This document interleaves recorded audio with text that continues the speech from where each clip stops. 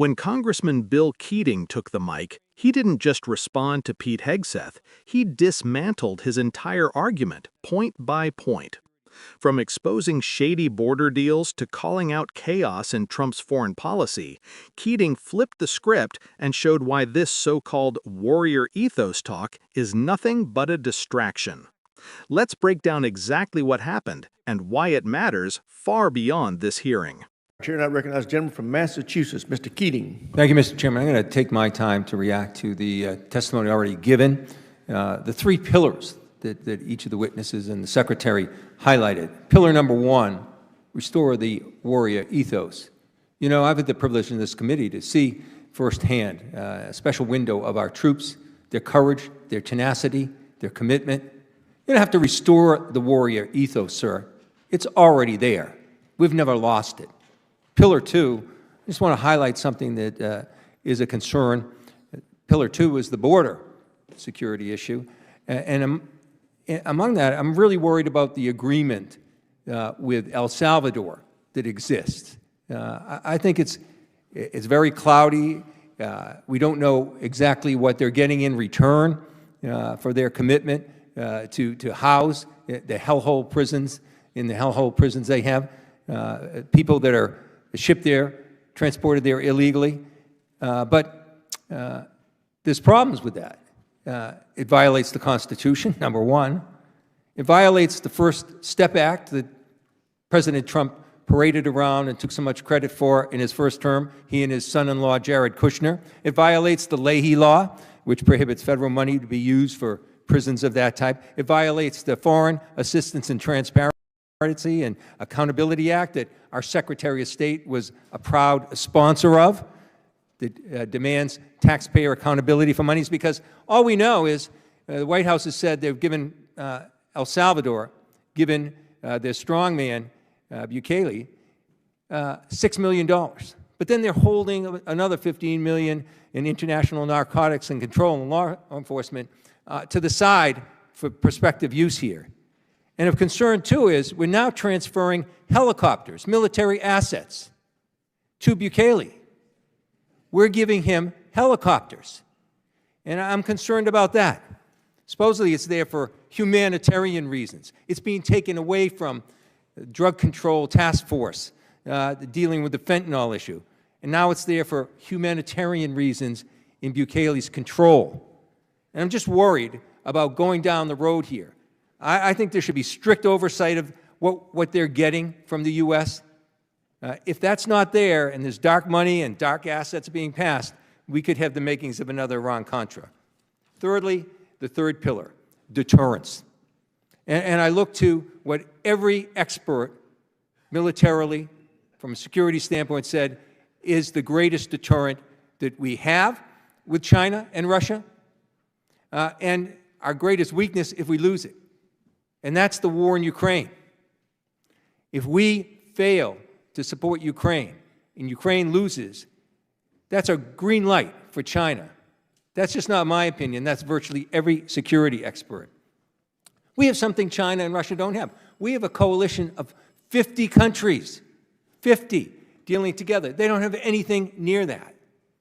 Yet, you've attacked that alliance.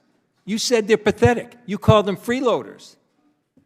They have paid, and we want more money, and they're giving more money for their own defense, but they've given $199 billion towards Ukraine, more than the U.S., by the way. And they're not freeloaders when they came to our assistance at 9/11. They suffered thousands of casualties, several hundred deaths. They're young men and women sacrificed to defend Article 5, the only time it was exercised for the United States. They're not freeloaders. They're dealing with that. And yet today, you attacked one of them saying that now you've confirmed that the U.S. has plans in place to invade the territory of a founding member of NATO, Denmark. That's not being strong. That's not being strong. It's also chaotic. This is the chaos cabinet when it comes to Ukraine. Secretary of the Treasury, Putin is a war criminal. Trump's chief negotiator, Putin is trustworthy. He's not a bad guy.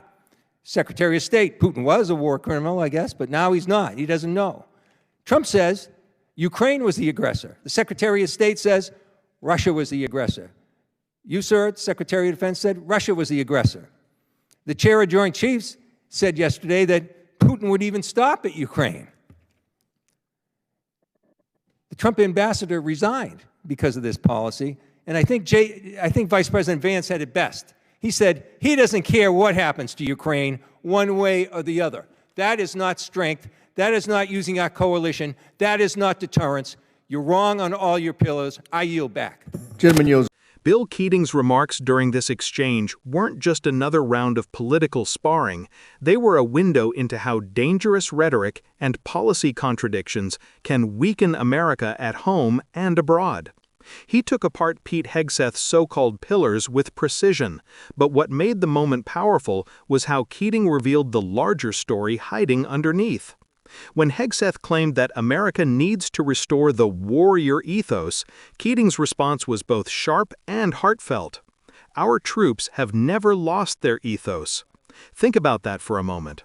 For decades, U.S. service members have shown courage, sacrifice, and resilience in wars overseas, in peacekeeping missions, and in humanitarian aid. Suggesting that ethos needs to be restored isn't just inaccurate, it disrespects those who put their lives on the line every day. What's really happening here is an attempt to manufacture a narrative of weakness so it can be used to justify political agendas. That's a theme we've seen before in American history.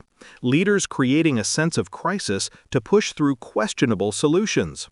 The second pillar, border security, revealed something even more troubling.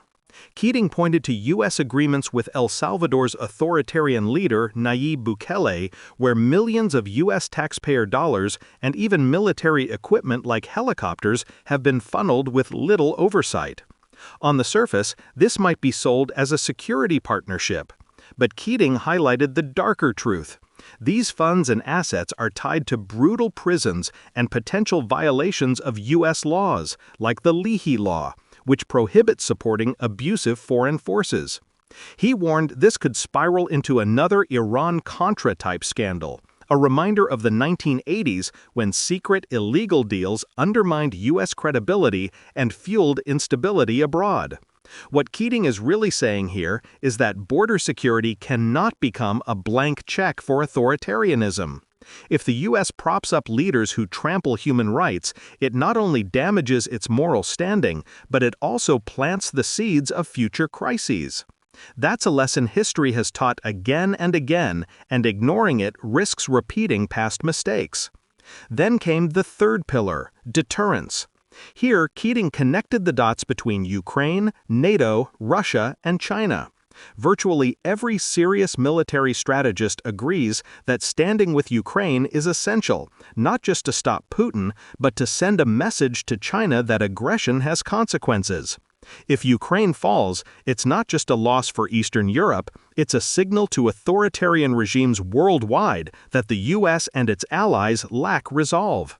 But instead of clarity, Keating argued, Trump's team offers chaos. One day Putin is a war criminal, the next he's a trustworthy partner. NATO allies, who have given more to Ukraine collectively than the U.S., are smeared as freeloaders.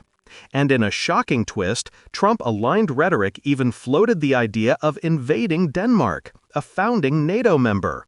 This isn't deterrence, it's confusion. And in global politics, confusion creates openings for adversaries. Keating's point about NATO was especially striking. After 9/11, NATO invoked Article 5, the principle that an attack on one is an attack on all for the first and only time in history.